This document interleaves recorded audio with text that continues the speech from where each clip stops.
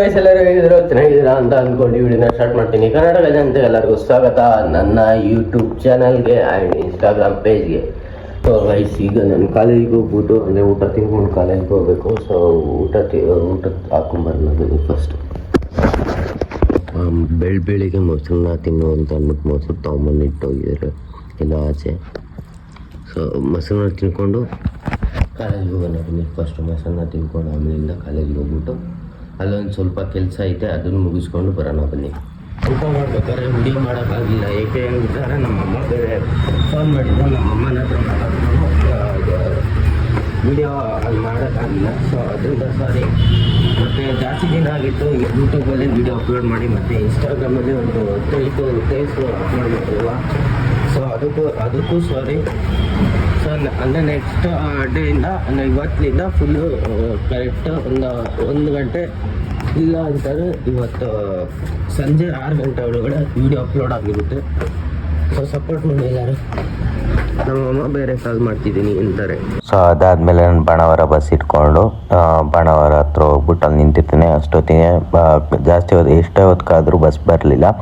So at least ಅದು AC bus ಆದರೂ ಬಂತಲ್ಲ ಅಂತ ಅಂದ್ಕೊಂಡು ಅದಕ್ಕೆ ಹೋಗ್ಬಿಟ್ಟು ಸೊ AC ಬಸ್ಸಲ್ಲಿ ಹತ್ಕೊಂಡು ಅದು ಹೋಗಿ ಟಿಕೆಟ್ ತೊಗೊಂಡು ಶಿಸ್ತಾಗಿ ಕಾಲೇಜ್ ಕಡೆ ಹೊರಡ್ತೀನಿ. ಕಾಲೇಜ್ ಕಡೆ ಹೊರಡ್ಬೇಕಾದ್ರೆ ಕಾಲೇಜ್ ಹತ್ರ ಹೋದ್ಮೇಲೆ ನಿತಿನ್ ಹಾಕೊಂಡು ನೋಡ್ತೀನಿ, ಮತ್ತೆ ಇವತ್ತು ಕಲರ್ ಡ್ರೆಸ್ಸಲ್ಲಿ ಹಾಕೋಣ ಯೂನಿಫಾರ್ಮು ಅಂತ.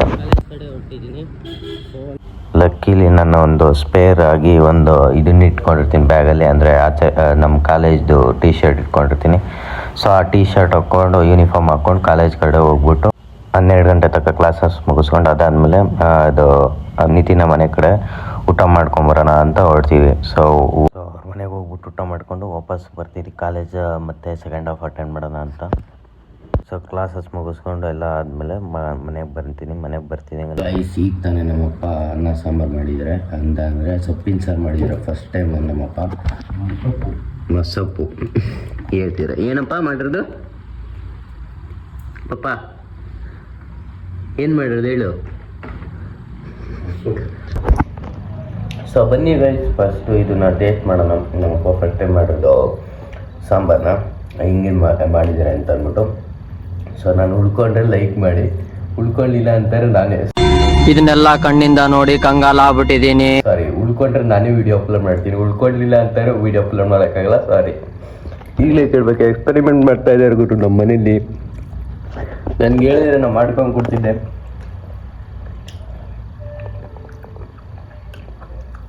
ಪರವಾಗಿಲ್ಲ, ಒಂದು ರೇಂಜಿಗೆ ಮಾಡಿದ್ದಾರೆ, ಚೆನ್ನಾಗೇ ಮಾಡಿದ್ದಾರೆ ಗೈಸ್.